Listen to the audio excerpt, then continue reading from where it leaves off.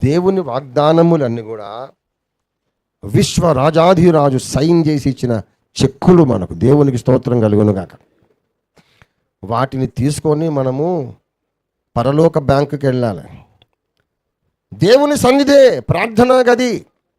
ఈ చెక్కు రాసిచ్చావు కదయ్యా, దీన్ని నా అనుభవంలోకి తీసుకురా. ఈ చెక్కు రాసావు కదా, దాన్ని నేను అనుభవించడానికి నాకు అనుభవంగా దయచేయి. దీన్ని నిన్ను స్వస్థపరుచు యెహోవాను నేను అన్నావు. చెక్కుంది కానీ జబ్బు ఉంది. చెక్కున్నది కానీ ఆరోగ్యం లేదు, స్వస్థత లేదు. చెక్కు మీద రాశాడు, నిన్ను స్వస్థపరుచు యెహోవాను నేనే, ఐగుప్తీయుల్లో కలగజేసిన ఏ రోగము నీకు రానియను. మరి వచ్చిందా? చెక్కు మార్చుకోవాలి. ఇప్పుడు దేవుని దగ్గరికి వెళ్ళి ఆ చెక్కు మార్చుకుంటే ఈ జబ్బు పటాపంచలు అయిపోతుంది. అలాగే సంపూర్ణ సిద్ధి కూడా అటువంటిదే. మీరు సంపూర్ణులు కావడము దేవుని చిత్తం. మీరు సంపూర్ణులు కావడమే దేవుని చిత్తం. అందరినీ పర్ఫెక్ట్ సైన్స్గా, ఏ లోపము లేని పరిశుద్ధులుగా మార్చుట దేవుని చిత్తం. అది చెక్కు రాసిచ్చాడు కానీ సంపూర్ణం కాలే. మనలో ఇంకా చాలా బలహీనతలు ఉన్నాయి. మనం పరిశుద్ధులమని, మనం సంపూర్ణులమని చెక్కులు రాసిచ్చాడు కానీ మనం ఇంకా సంపూర్ణం కాలే. 10 లక్షల చెక్కు ఉంది కానీ 10 రూపాయలు కూడా లేవు అన్న పరిస్థితి. నువ్వు సంపూర్ణురాలివి, పరిశుద్ధుడివి, పరిశుద్ధురాలివని మంచి మంచి చెక్కులు రాసిచ్చాడు కానీ మనలో ఇంకా చాలా బలహీనతలు ఉన్నవి. మన మనస్సులో, ఆలోచన విధానములో, మన స్వభావములో, మన ప్రవర్తనలో ఆదాముకు సంబంధించినటువంటి ప్రాచీన స్వభావము, దానివలన కలిగిన మురికి, మాలిన్యం ఎంతో ఉంది మనలో. లోపల బోల్డంత మురికి, కల్మషం ఉంది, చేతిలో మాత్రం చెక్కు ఉంది. నిన్ను పిలిచిన వాడు పరిశుద్ధుడై ఉన్నట్లు నీవు కూడా పరిశుద్ధుడవై ఉంటావు. అది చెక్కు. నిన్ను పిలిచిన వాడు ఎలా సంపూర్ణుడో మీరు కూడా అలాగే సంపూర్ణులై ఉంటారు. ఇది చెక్కు. అందరూ సంపూర్ణులైతే ఇన్ని డినామినేషన్లు ఎందుకండి? అందరూ సంపూర్ణులైతే ఇన్ని గొడవలు ఎందుకండి? కోర్టు కేసులు ఎందుకండి? కుటుంబాలు కూలిపోవడం ఎందుకండి? అన్నదమ్ములు గొడవాడుకోవడం ఎందుకు? ఎందుకు మనుషులు కలిసి ఉండలేరు? ఎందుకు ప్రేమించుకోలేరు? ఎందుకు క్షమించుకోలేరు? సంపూర్ణులేనా? ఎవరు సంపూర్ణులు? ఒకరికొకరు ఎందుకు అనుకూలంగా ఉండలేరు, తగ్గించుకోలేరు? ఎందుకు? ఏశావు లాంటి భ్రష్టుడు, వ్యభిచారి కూడా తన తమ్ముడిని క్షమించి ముద్దు పెట్టుకున్నాడు.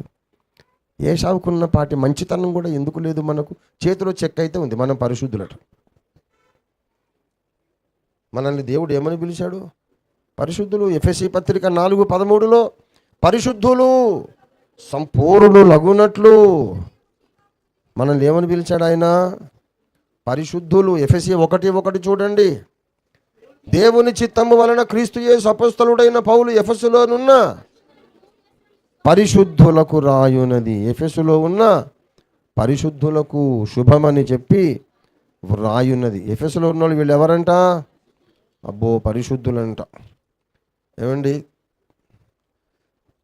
2వ కొరింథీ పత్రిక 1వ అధ్యాయం 1వ వచనం, దేవుని చిత్తము వలన క్రీస్తు యేసు యొక్క అపొస్తలుడైన పౌలును కొరింథులోనున్న దేవుని సంఘమునకును అకయ యందంతటా ఉన్న పరిశుద్ధులందరికీ శుభమని. ఎవరికి రాస్తున్నాడు? పరిశుద్ధులందరికీ అట. దేవుడు మనల్ని ఏమని పిలిచాడు? పరిశుద్ధులని పిలిచాడు. 1 కొరింథీ పత్రిక 1వ అధ్యాయము 2వ వచనం చదవండి దయచేసి. దేవుని సంఘమునకు పరిశుద్ధపరచబడిన వారై. అబ్బా, వీళ్ళందరూ పరిశుద్ధులుగా ఉండడానికి పిలువబడ్డారు, పరిశుద్ధపరచబడిన వారు. దేవునికి స్తోత్రం. ఎన్ని చోట్ల చెబుతున్నాడు మీరు పరిశుద్ధులు, పరిశుద్ధులు. 1 కొరింథీ పత్రికలో అయితే మీరు క్రీస్తు యేసునందు పరిశుద్ధపరచబడిన వారై పరిశుద్ధంగా ఉండడానికి పిలువబడిన వారు అని చెబుతూ అంటాడు. 11వ వచనంలో, నా సహోదరులారా, మీలో కలహములు కలవని నాకు క్లోయే ఇంటి వారి వలన నాకు తెలియవచ్చును. వీళ్ళందరి పేరు ఏంటో చెప్పండి? పరిశుద్ధులు. ఈ పరిశుద్ధుల మధ్యలో ఏమున్నాయి? కలహములు, అసూయ, కక్షలు, ద్వేషములు, విమతములు. అందరూ పరిశుద్ధులే.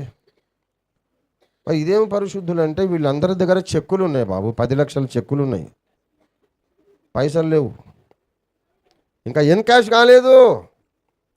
మీరు పరిశుద్ధులు, మీరు సంపూర్ణులు అనేది ఇంకా అనుభవంలోనికి రాలేదు.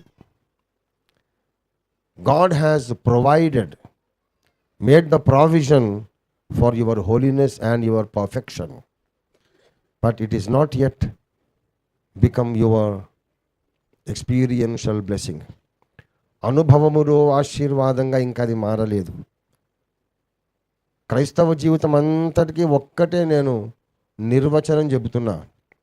దేవుడిచ్చిన చెక్కులన్నీ అనుభవాలుగా మార్చుకోవడానికి పరలోక బ్యాంకులో మనం క్యూలో నిలబడి ఓపికగా ఆ చెక్కులను అనుభవాలుగా మార్చుకోవడమే క్రైస్తవ జీవితం. మొత్తం నీ క్రైస్తవ జీవితం అంతా ఇదే. మీలో జ్ఞానము కొదవగా ఉంటే జ్ఞానం ఇస్తానన్నాడు. మరి అందరికీ జ్ఞానం ఉన్నదా? అందరికీ జ్ఞానం ఉంటే మరి గొడవలన్నీ ఎందుకండి? ఒక్కొక్కడు ఒక్కొక్క రకమైన సిద్ధాంతం. ఏమిటిది? ప్రేమ లేదు, జ్ఞానము లేదు, ఐక్యత లేదు, పరిశుద్ధత లేదు అంటే బాధపడతారు. ఎవరికి లేదు ఆ పరిశుద్ధత, నీకు లేదేమో మాకున్నది అంటారు. కాబట్టి వాని మీదనే పెడుతున్నా. నేను పరిశుద్ధుణ్ణి అని చెప్పేవాడంట్రా. Reverse gear. ఇప్పుడు పరిశుద్ధత లేదు అని నేనంటే నా మీద కేసు. నేను అనను, కానీ మీరు అనండి. పోని నేను మొత్తం పరిశుద్ధుణ్ణి అయిపోయా అనేవాడు ఒకడు ఉంటే రమ్మను. అక్కడ నోరు పెకలదు. మళ్ళీ నేను పరిశుద్ధుణ్ణి అని చెప్పే గుండె ధైర్యం లేదు. కానీ ఎవడైనా ఆ మాట అంటే మాత్రం వాడి మీద గొడవకి వెళ్తాడు. ఏమండి, వీడొక భయంకరమైన మూర్ఖుడు. మూర్ఖుడు మూర్ఖుడు నేను పరిశుద్ధునని గుండెల మీద చేసుకొని చెప్పగలిగే ధైర్యము, దమ్ము నీకు లేనప్పుడు ఎవడో ఆ మాట అన్నాడని ఎందుకు గొడవకి వెళ్తావు? నువ్వు ఎందుకు గొడవకి వెళ్తావు? పరిశుద్ధులు అట. ఎవరు నాయను? వీళ్ళందరూ పరిశుద్ధులు. ఏమండి, ఒకళ్ళ మీద ఒకళ్ళ కేసులు పెట్టుకొని, గొడవలు పెట్టుకొని, తిట్టుకొని, దూషించుకొని, ద్వేషించుకొని, ఒకరికి వెనుక ఒకడు గోతులు తవ్వుకొని, కుట్రలు చేసుకొని, హృదయములో రహస్యమైన ద్వేషం పెట్టుకొని, విష ప్రచారాలు చేసుకొని, స్లాండర్, ఒకరి మీద వ్యక్తిత్వ హననము, క్యారెక్టర్ అసాసినేషన్ చేస్తూ, ఒకరి మీద ఒకడు, వీని మీద వాడు, వాడి మీద వీడు చెప్పుకుంటున్న వీళ్ళందరినీ పరిశుద్ధులు అంటున్నారు. ఎట్లా పరిశుద్ధులు అంటే సంపూర్ణత, పరిశుద్ధత అనే చెక్ రాసిచ్చాడు దేవుడు. వీడు ఎన్కాష్ చేసుకోవాలి. ఆ ఎన్కాష్ చేసుకోవడానికి మనం పడే ప్రయాస, దేవుని దగ్గరికి వెళ్ళాలి, మన సంతకం అక్కడ పెట్టాలి, మన సంతకాన్ని పరలోక బ్యాంకు కూడా అంగీకరించాలి. బోల్డ్ అంత కథ కార్ఖానా ఉంది అక్కడ. ఆ తర్వాత నీ చేతిలో ఉన్న కాగితం ముక్క చెక్ నీ చేతిలో నోట్ల కట్టలుగా మారిపోతుంది. దేవునికి స్తోత్రం కలుగును గాక. హల్లెలూయా. గనుక సంపూర్ణులైన వారందరము ఇదే తాత్పర్యం కలిగి ఉందాం.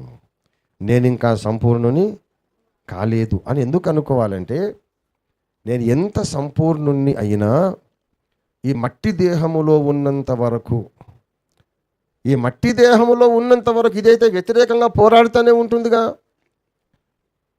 ఆత్మకు విరోధంగా పోరాడే శరీరము, శరీరేచ్ఛలు ఉన్నాయిగా మనలో. దాన్ని నోరు మూయిస్తున్నానేమో, టైం టు టైం, ఎప్పటికప్పుడు దాన్ని అణిచివేసి నల్లగొట్టి లోపరుచుకుంటున్నానేమో. కానీ దేవుని చిత్తానికి విరోధంగా ఒక స్వరమైతే నాలో ఉన్నదిగా. ఎప్పటికప్పుడు దాన్ని నోరు మూయిస్తున్నాను, కానీ అదైతే కేక పెడతానే ఉందిగా. కనుక నేను సంపూర్ణుని ఇంకా కాలేదు, కావలసిన అవసరం ఉంది అని నీవు అనుకుంటే నీ లోపలికి దీన మనస్సు వస్తుంది. దేవునికి స్తోత్రం కలుగును గాక. తగ్గింపు వస్తుంది, నీ లోపలికి దీన మనస్సు వస్తుంది. అప్పుడు దేవుడు నీకు దగ్గరగా వస్తాడు. నేను చాలా పర్ఫెక్ట్ అయిపోయాను అని నీవు అనుకుంటే మరైతే ఇక నీకు నా అక్కరే ఉందిరా, నా అవసరం లేదు కదా, నీకంతా తెలుసు, నీకు అన్నీ వచ్చు, నీకు అన్నీ తెలిసిపోయినాయి కదా, నువ్వు బాగా పర్ఫెక్ట్ అయిపోయావు కదా, ఇక నా అవసరం ఏముంది నీకని ఆ మహాదేవుడు దూరం అయిపోయాడు అనుకో, మన బ్రతుకు పెంట కుప్ప కంటే కూడా అధ్వాన్నం అయిపోతుంది. ఎక్కడ లేని పందులు, అపవిత్ర జంతువులు, అపవిత్ర పక్షులు, లోక మాలిన్యం అంతా వచ్చి మన మీదనే ఉంటుంది. గనుక అహంభావము అనేది దరిజేరనివ్వద్దు. నేనేదో గొప్ప పరిపూర్ణత, సంపూర్ణ సిద్ధి పొందేశాను అనుకోవద్దు. చెక్ అనేది దాదాపు కంప్లీట్గా ఎన్కాష్ అయ్యే ప్రాసెస్లో ఉన్నాను, క్యూలో ఉన్నా. ఇంకా రేపో మాపో నా చేతిలోకి దేవుడు వాగ్దానము చేసినటువంటి పరిశుద్ధత వస్తుంది, సంపూర్ణత వస్తుంది. ఆ తర్వాత క్రీస్తునకు కలిగిన ఆ మహిమ శరీరానికి సమరూపమైన శరీరం కూడా నాకు వస్తుంది. అప్పటిదాకా మనందరం బ్యాంకులో క్యూలో ఉన్నాం. ఆ యాటిట్యూడ్ కలిగి మనం ముందుకు పరిగెత్తాలి. ఎందుకు అంటే, దేని నిమిత్తము మనము క్రీస్తు యేసు చేత పట్టబడితేమో అనే ఒక ప్రత్యేకమైన క్లాజ్, ప్రత్యేకమైన విషయం ఇక్కడ పౌలు భక్తుడు వెల్లడి చేస్తూ ఉన్నాడు. ఫిలిప్పీ పత్రిక